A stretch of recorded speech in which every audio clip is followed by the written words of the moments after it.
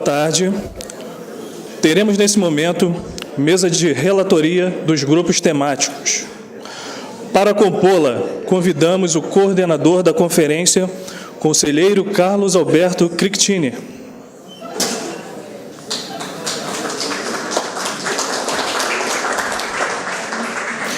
O secretário executivo da conferência, Will Robson Coelho. E os relatores do grupo de trabalho.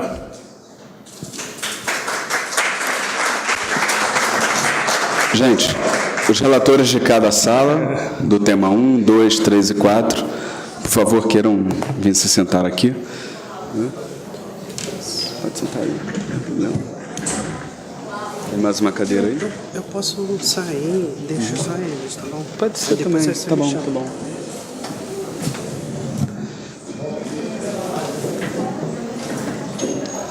Quem falta? Não tem problema, a gente... Tem um microfone avulso ali, não tem? Que dá para falar em pé, não é isso?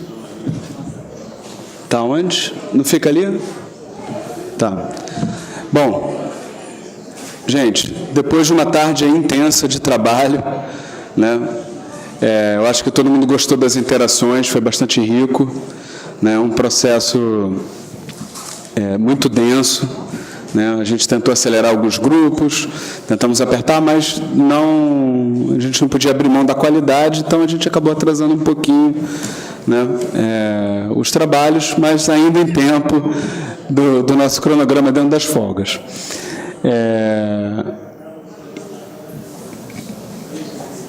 Esse momento agora, então, é para que os grupos possam expressar, né, o que foi acordado, conversado dentro de cada sala, né, e a gente pediu que cada um deles elegesse um representante.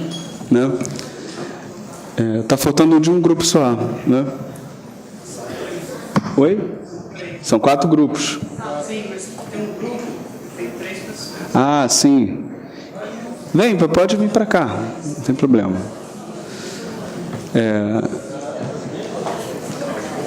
Então, vou pedir para o grupo 1, então, fazer a sua relatoria, esclarecendo que todo o material que foi produzido pelos grupos vai ser aproveitado dentro do relatório síntese, né?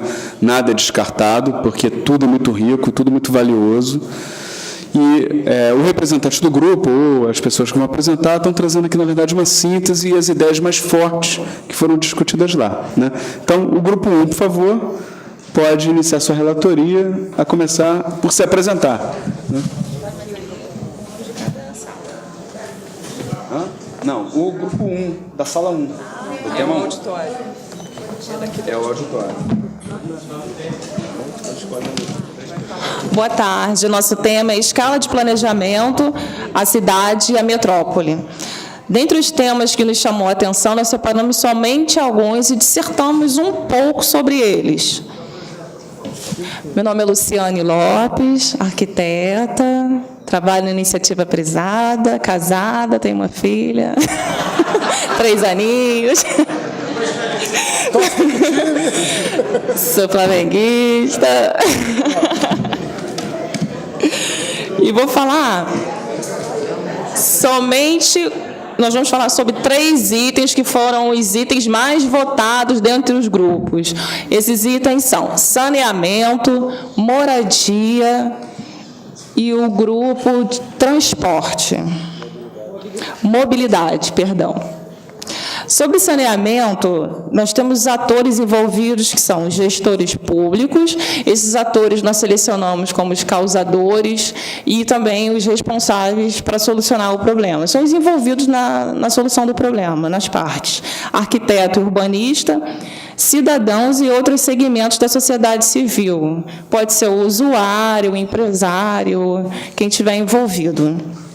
A solução, pela falta de saneamento, seria um saneamento inteligente e sustentável, a complementação da rede de esgoto, que muitas vezes chega, a rede pública não atende às moradias, ela para exatamente na via pública, a urbanização de assentamentos precários, que que hoje é um dos maiores problemas na contaminação das nossas baías. A construção de estação de tratamento de esgoto, infelizmente, nem em todas as cidades nós temos uma estação adequada, ou a existência da própria EZTES. Educação ambiental, também eu trabalho com a educação da sociedade, comportamento tem que ser trabalhado desde a base. Destinação adequada de resíduos sólidos. A criação de conselhos permanentes com a participação pública e técnica para discutir a distribuição dos recursos.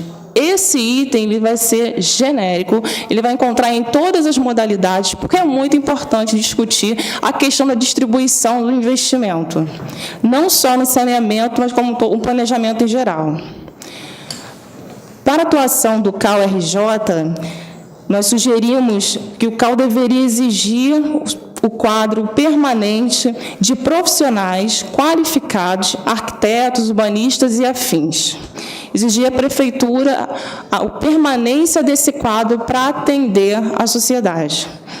Propor políticas públicas de assistência técnica para o profissional auxiliar nessa área da habitação social, como também foi falado na palestra ontem, que é orientar o usuário quanto às modificações, complementações e usos da sua habitação, ou até mesmo aquele que deseja construir. Promover debate e capacitação profissional, e também dirigimos isso ao CAU-BR. Vou passar agora ao nosso colega que vai falar um pouco sobre moradia.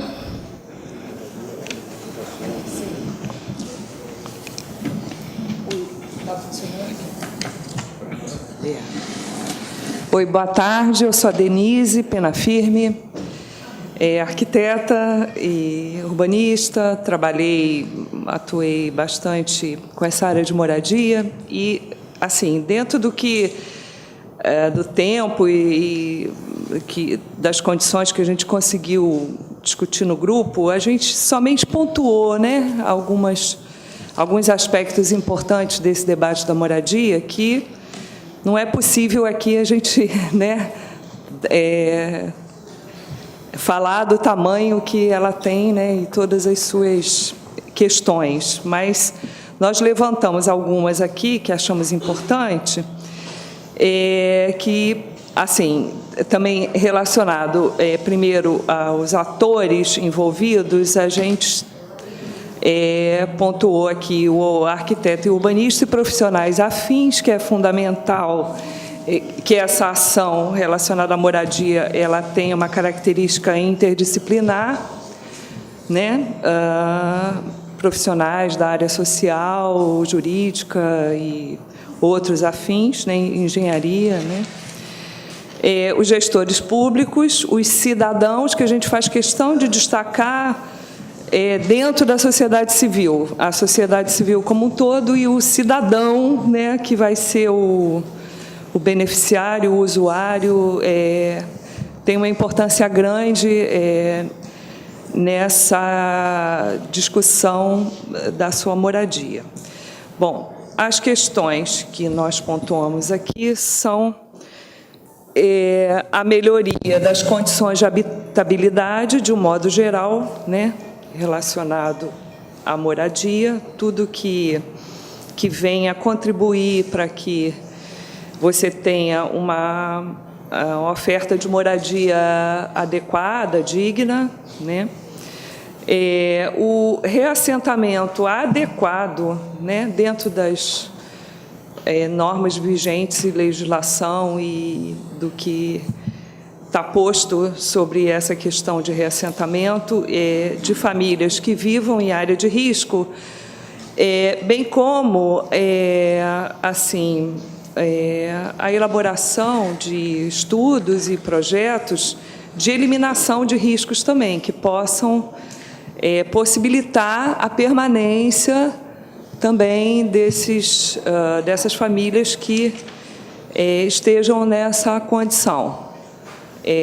Então, trabalhar com as duas formas de eliminação de risco, né?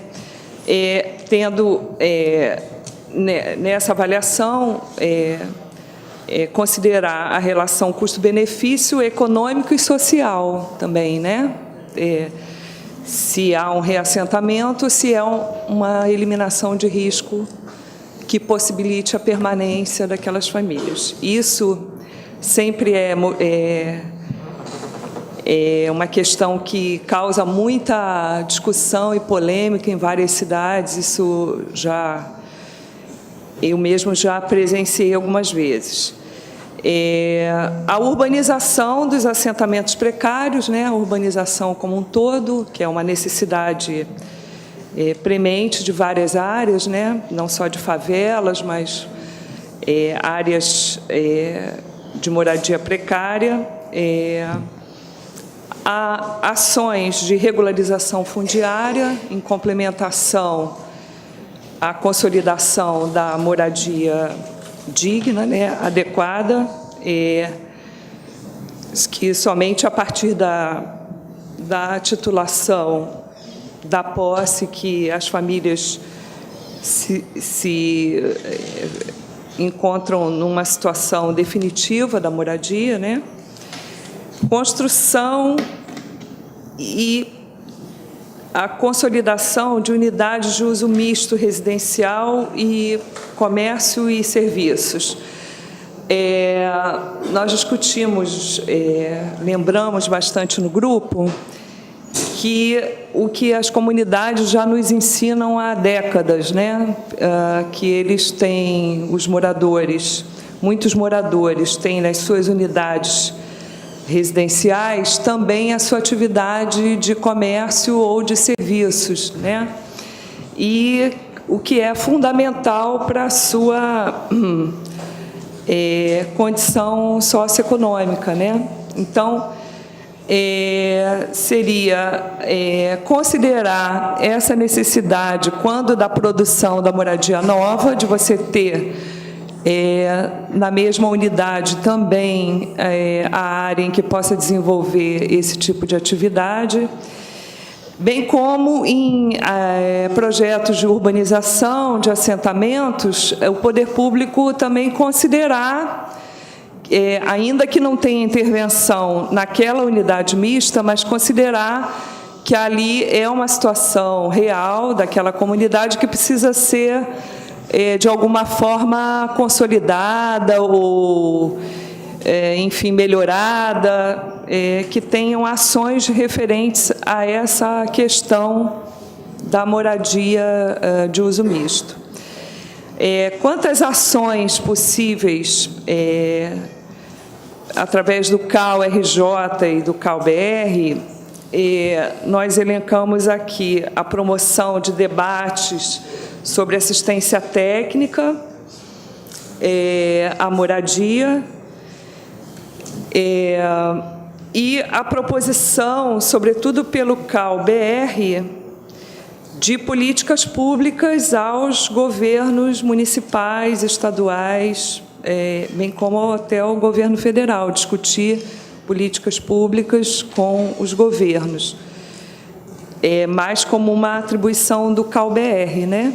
E dos CAUs estaduais, no caso nosso RJ, sobretudo a promoção desse debate com os profissionais, com a sociedade, da assistência técnica à moradia. Quanto à participação, nós entendemos no grupo que ela é uma questão transversal a todos os temas, ao saneamento, à moradia e à mobilidade. Aí o colega vai falar um pouco sobre a parte que seria referente ao IA, que também atende a todas as temáticas que nós levantamos aqui.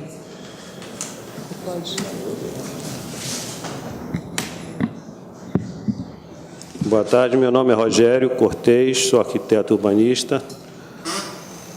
E nosso grupo, nós pegamos a contribuição das mesas, em vez de escolher uma, nós preferimos juntar as mais relevantes, né, para poder ser mais democrático. E juntamos essas contribuições de cada mesa e conseguimos formar essas intervenções. Eu vou falar da parte da mobilidade. Nós escolhemos a saneamento, moradia e mobilidade. Tá? Com relação às questões, nós vemos algumas situações que são as cidades mais acessíveis, é um ponto positivo, e o ponto negativo é uma matriz de mobilidade inadequada que nós temos hoje em dia. Tá? E, para isso, a gente sugere a integração de modais. Tá?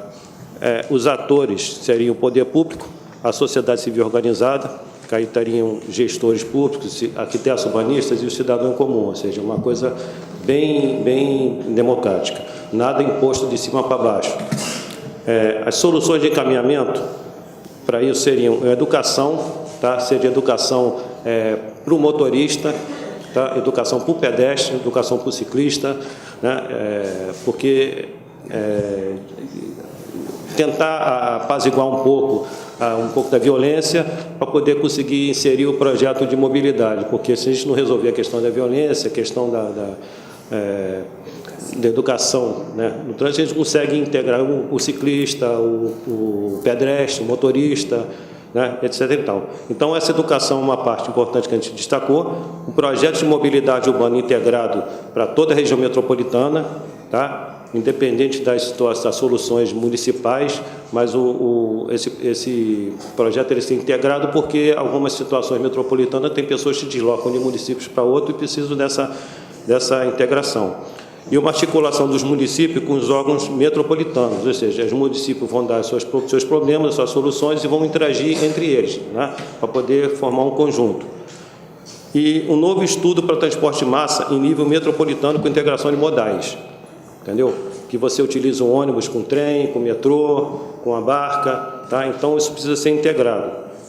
A discussão em relação ao CAU-RJ seria na oferta de profissionais qualificados e a exigência de quadros técnicos permanentes, e a fiscalização, tá? A função do CAU-BR nessa questão seria elaborar campanhas para que esses objetivos de oferta de profissionais qualificados e exigência de quadro técnico sejam viáveis, tá? Sejam cobrados. Então, seria campanha para atingir o objetivo dos CAUs regionais nessas cobranças e assegurar a participação do arquiteto e urbanista no ambiente construído. Tá? A participação na UIA, isso serve para tanto para saneamento, tanto para moradia, seria na apresentação de experiências internacionais viáveis e execuíveis, ou seja, às vezes tem coisas que dá certo lá, mas não dá certo aqui. Então, seria uma coisa na nossa realidade, uma troca construir um diálogo entre profissionais e uma troca de experiência nessas questões urbanísticas. Esse é o resumo do nosso debate aí de mesa.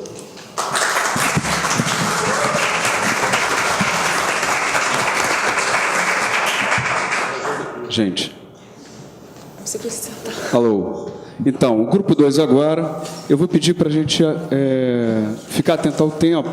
Eu estou cronometrando 10 minutos por apresentação. Imagino que seja suficiente. Sei que é complexo, né, mas vamos tentar se conter e eu vou dando os avisos dali do canto, enquanto vocês olhem para mim. Tá bom? Eu vou assinar assim, ó. Falta 2 minutos, tá? Toca o barco, então, o grupo do tema 2. Ok?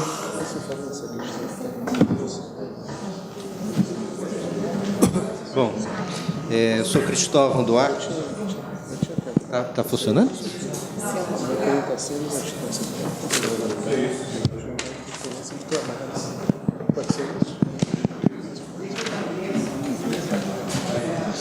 Bom,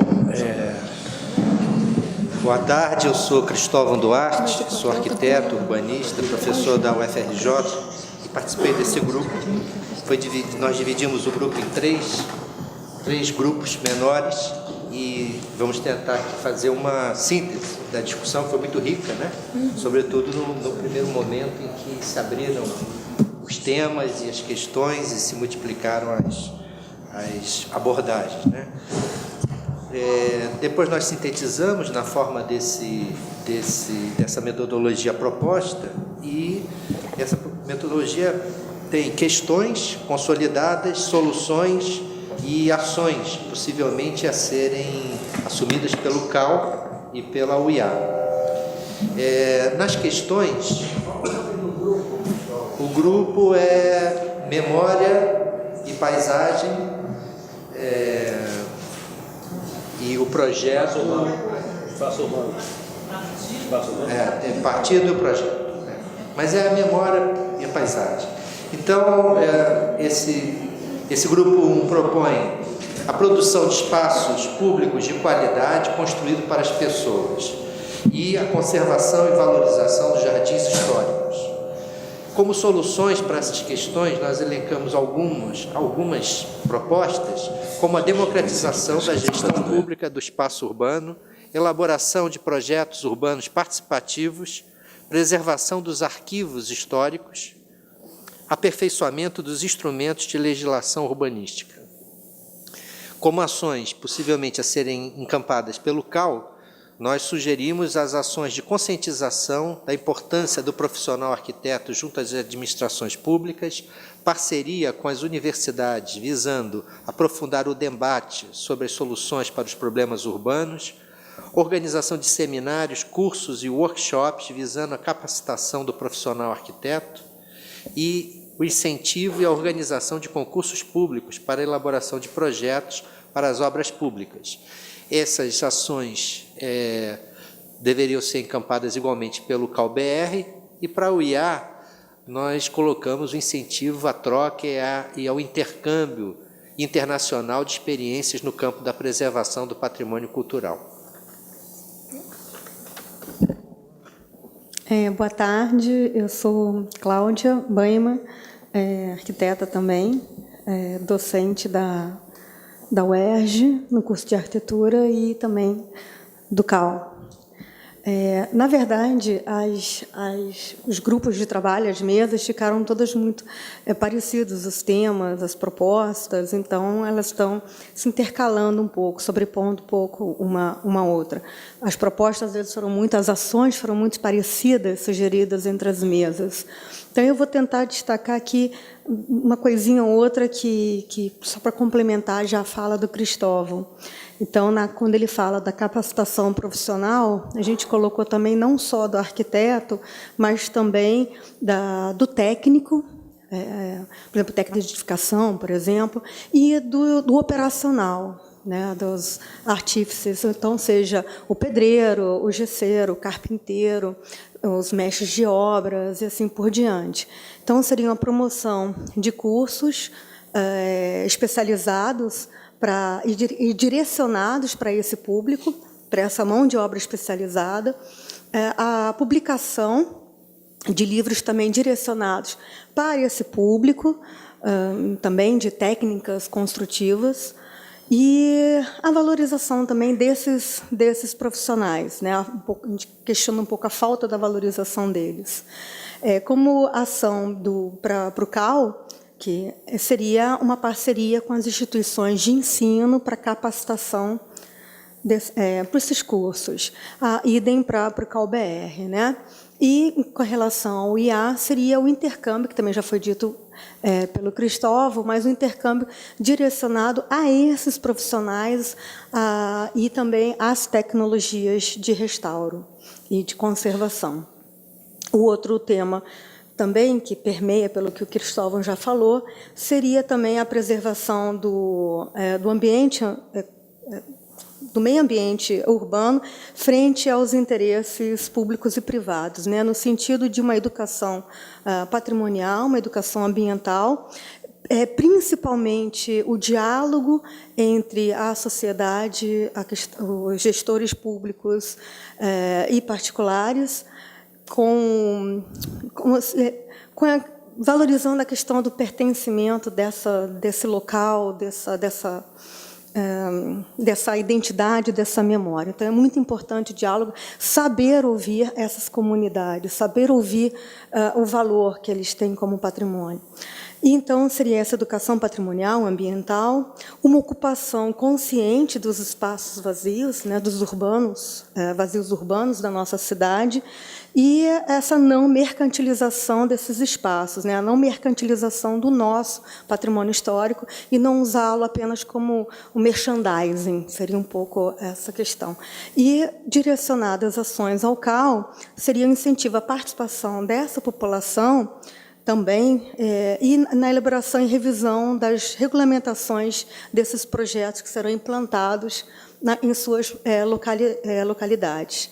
E, com relação à ação também, seria, para o IA, né, seria, com relação ao patrimônio histórico, a revisão dessas cartas e recomendações patrimoniais. Obrigada.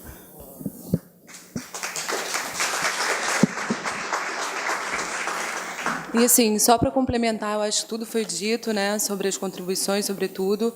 Queria só destacar algumas questões ricas que surgiram na mesa que eu participei, que fez parte o José Miguel, a Dora Alcântara, a Mônica Bahia e a Paola Ferreira, e a Maria Tostes. Meu nome é Márcia, eu sou arquiteta e também analista técnica do CAU.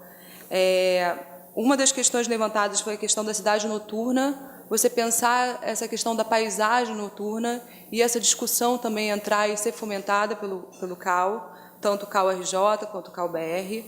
Uma sugestão que a Mônica Bahia trouxe para o CAU-BR, no caso, a possibilidade da criação de uma comissão de proteção da paisagem.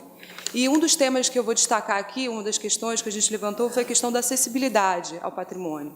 E essa paisagem, a memória e a paisagem, não só do ponto de vista físico, ou seja, você pensar, compatibilizar as ações de acessibilidade que são necessárias com a preservação, e também a questão de acesso à informação e à cultura. Isso está diretamente relacionado ao que a Dora destacou também como fundamental, que é a educação patrimonial, não só no sentido de levar conhecimento, mas de promover essa troca, ou seja, de você aprender e ampliar a noção de patrimônio, e incentivar o que é fundamental na questão da proteção, que é o sentimento de pertencimento, que está ligada ao conhecimento. Você preserva o que você conhece, e não só na questão da gestão, mas no cuidado diário, da preservação física desses bens e dessa paisagem.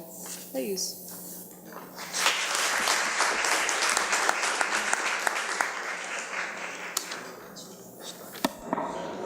Grupo 3, por favor, então.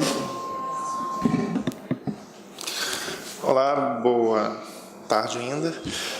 Sou Luciano Falcão, sou arquiteto urbanista, engenheiro civil também, estou de espião aqui. E sou coordenador do curso de Arquitetura e Urbanismo do Instituto Federal Fluminense, em Campos, há alguns anos, e também docente lá. Participei do grupo que falou sobre a qualidade da concepção de projeto e da execução da obra. E aí eu peço aos componentes do grupo, né, que me auxiliem, caso eu perca em alguns aqui, que foi bem rápido, bem dinâmica a nossa ação lá. Então, baseado nesse tema, eu cheguei aqui resumindo o que foram 3 meses, né, que esses 3 meses apresentaram, foram muitos pontos em comum, e eu selecionei aqui esses pontos em comum. Então, a primeira ideia que foi comum a todas foi que a arquitetura é o objeto construído. Não há como desassociar uma coisa da outra. E isso acaba se refletindo na qualidade do projeto, na qualidade da execução, né? Um arquiteto que entende de execução de obra, não necessariamente aquele que trabalha na execução, mas ele entende da execução, ele faz o melhor projeto, e também aquele responsável pela execução tem que ser um arquiteto, porque é ele que entende também de todas as questões de projeto. Isso se reflete, passa por um caminho que é justamente o ensino, né? Como está sendo essa formação do arquiteto urbanista? Há uma ênfase muito grande na questão projetual, né, nos trabalhos de faculdade, há pouca materialidade nisso. Então, algumas propostas que a gente apresentou foi de incentivar as disciplinas de caráter técnico de execução, tá? Tirando até um pouco da ideia, trazendo um pouco da ideia do curso técnico, né, de mostrar isso. O incentivo a estágio em obra, de alguma forma valorizar esse estágio em obra dentro das instituições. Por outro lado, fomentar a capacitação de mão de obra, coisa que o outro grupo falou também, de valorizar o profissional, o gesseiro, o carpinteiro, também nas questões de projeto, porque isso ajuda na qualidade da obra, né, e também acaba sendo uma ação de ensino. E um dos grupos destacou bastante a presença do CAL no ambiente de ensino, né, o CAL não ser aquele bicho-papão, aquela coisa distante, e ele está mais presente no ensino com mais frequência. Há algumas ações já nisso, mas vejo os alunos sentirem falta dessa aproximação. Houve também, além do estágio em obra, o levante da ideia da residência profissional, né? Tal como existe na medicina, que o médico tem que fazer residência para atuar em determinada especialidade, aplicar a mesma ideia ou algo parecido, ou, enfim, levar a debate na questão do ensino de arquitetura também. O outro ponto foi da arquitetura pública. O arquiteto ele tem a sua função social muito forte, isso tem que ser explicitado.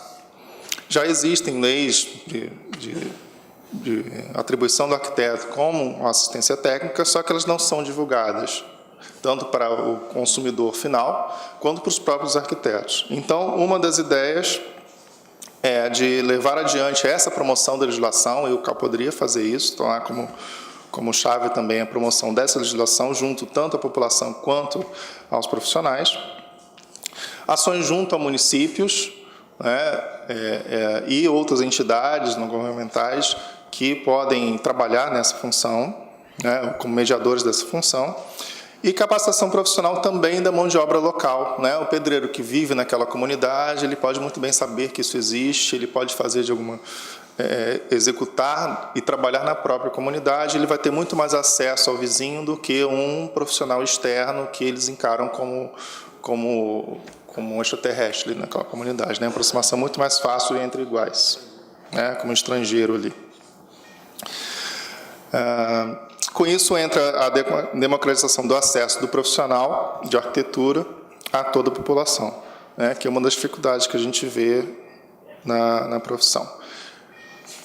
E o terceiro diz respeito à própria identidade profissional. Quem é o arquiteto urbanista? Em recente pesquisa, uma população que o CAL promoveu, vimos que 85% das obras não são feitas com acompanhamento profissional. E as pessoas também elas não veem o arquiteto urbanista com todas as atribuições que a gente sabe que a gente tem. Então, nem sabe a quem recorrer. Então, uma das alternativas, uma das soluções para isso poderia ser a elaboração de um plano de mídia mais agressivo, com proatividade da assessoria de imprensa, ou de alguma comissão de imprensa, comissão de publicidade, do CAL, tanto RJ quanto o BR. Um exemplo que a gente citou, caso aconteça, tomara que não, mas em exemplos recentes de tragédias que envolvem falta de planejamento, tanto de planejamento urbano, como planejamento de obra, quanto execução de obra, o CAL não espere, ou os arquitetos não esperem que alguém chegue, um repórter, um jornalista chegue e pergunte a um arquiteto, porque ele vai...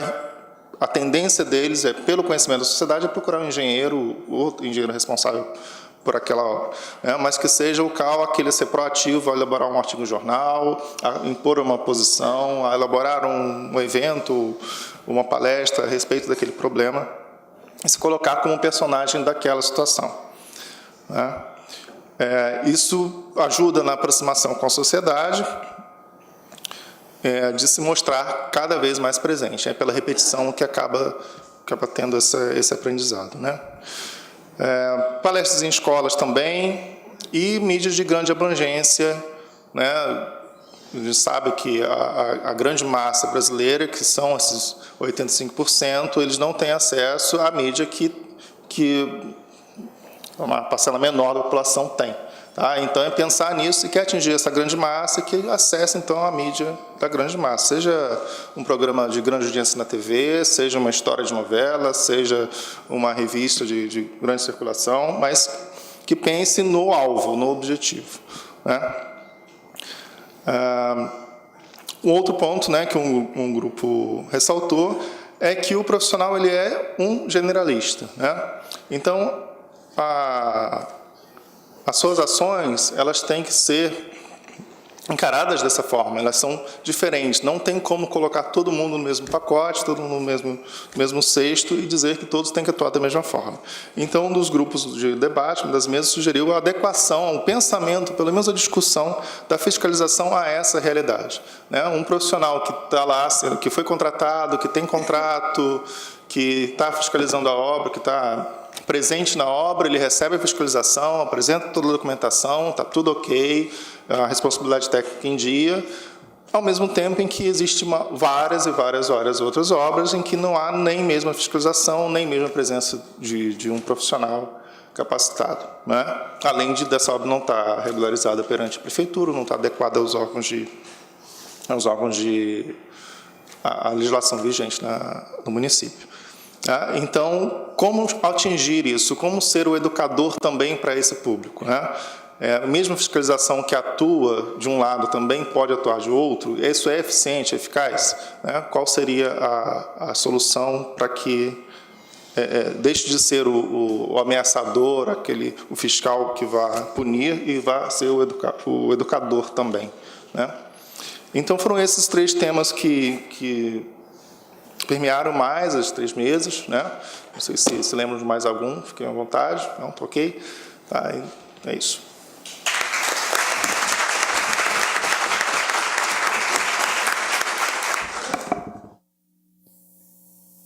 Gente, agora então o grupo 4, né? Fique à vontade aí para fazer 10 minutos. Você tem para fazer a apresentação. Um grupo bem denso, mas acho que você vai conseguir. Vai lá. Pois é. Boa tarde a todos. Eu sou Mário Márcio Queiroz, professor do ISECENSA, que é a Universidade Católica em Campos dos Goytacazes, e sou professor investigador da Universidade de Lisboa. Tá? Nós trabalhamos com o tema 4, o ensino e a ética de projeto.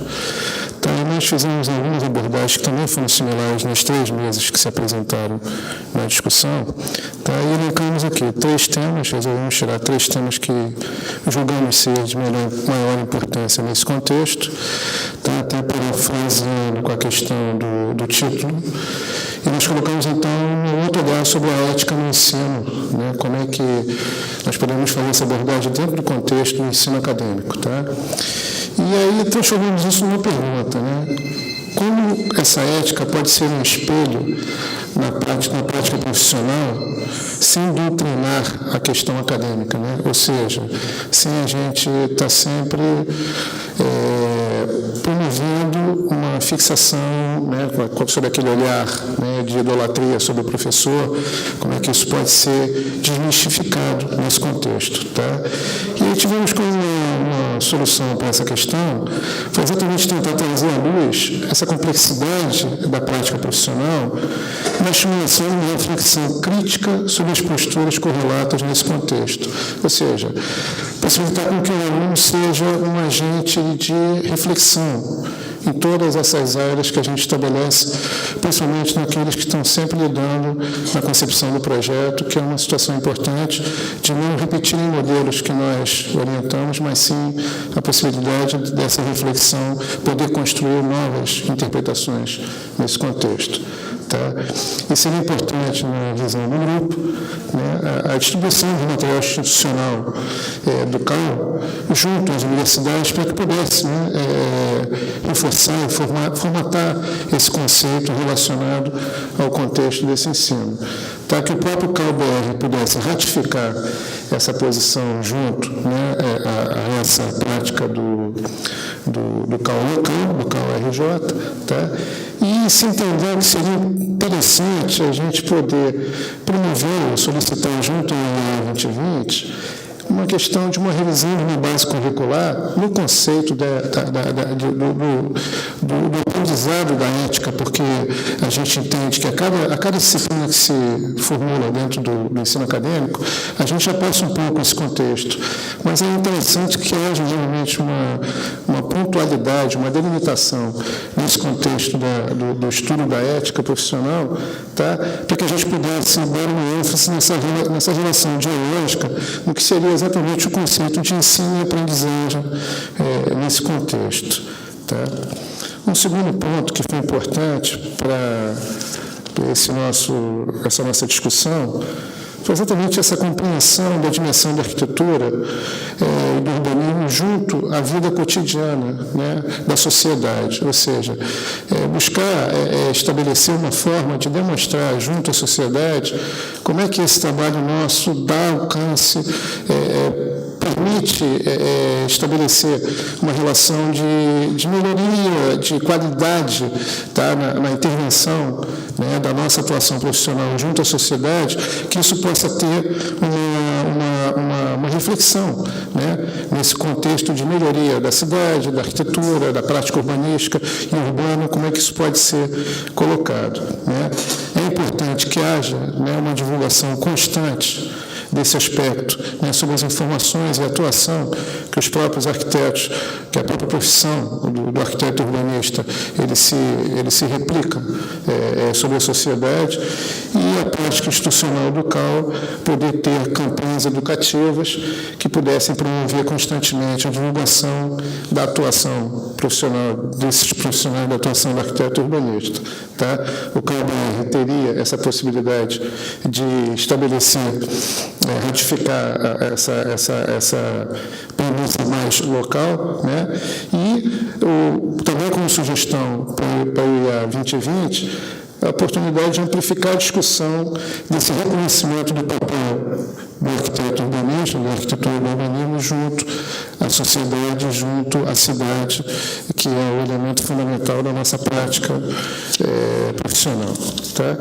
E como último tema, tá, foi uma questão que foi bastante abordada no sentido de se interpretar essa relação do trabalho profissional da arquitetura do urbanismo junto à gestão pública, porque a gente sempre percebe que, por mais que tenhamos toda uma capacidade de agir e intervir junto aos problemas que a cidade nos apresenta, ou que a arquitetura, quer que seja, nos apresenta, nós vamos estar o tempo todo esbarrando nessa condição da relação da gestão pública, como ela estabelece essa visão do trabalho do arquiteto.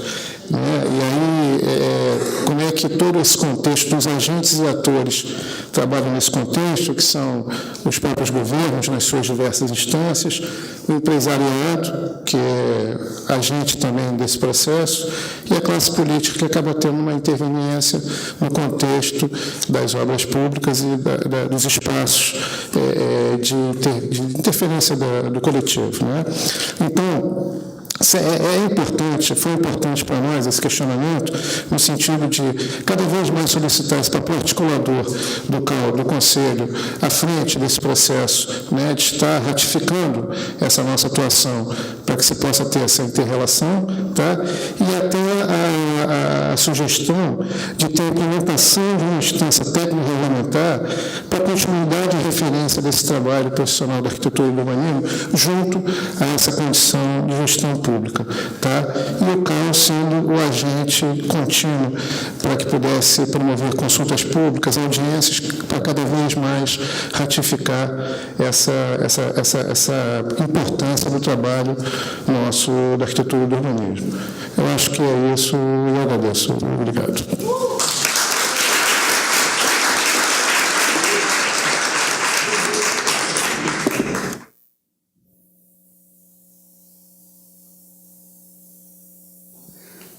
Não é a Santa Ceia, mas eu vou ficar aqui atrás um pouquinho. Né? Primeiro é o seguinte, esse grupo aqui é muito representativo e eu acho que, através deles, agradecer todo o público que permaneceu hoje aqui à tarde, num trabalho árduo, cansativo, né, mas extremamente rico de troca de ideias, de articulações, de intercâmbio, né? e de produção desse material aqui, que vai ajudar muito a gente a organizar lá na frente, né? Então, uma salva de palmas para todos os participantes, né? Uma salva de palmas para os nossos funcionários do CAL, que ajudaram a viabilizar todo esse conjunto aqui, né? E a casa, o IAB, né, por estar nos recebendo aqui tão bem, né? A gente sempre se sente muito bem aqui na nossa casa, né? Então, acho que por isso que a gente consegue produzir um trabalho com satisfação, com vontade, a gente consegue seguir, né? É isso. Nós vamos desfazer a mesa para a gente dar sequência agora, né, a nossa apresentação sobre o IA 2020, né, que a Nádia e o Sérgio vão fazer aqui. Não é isso?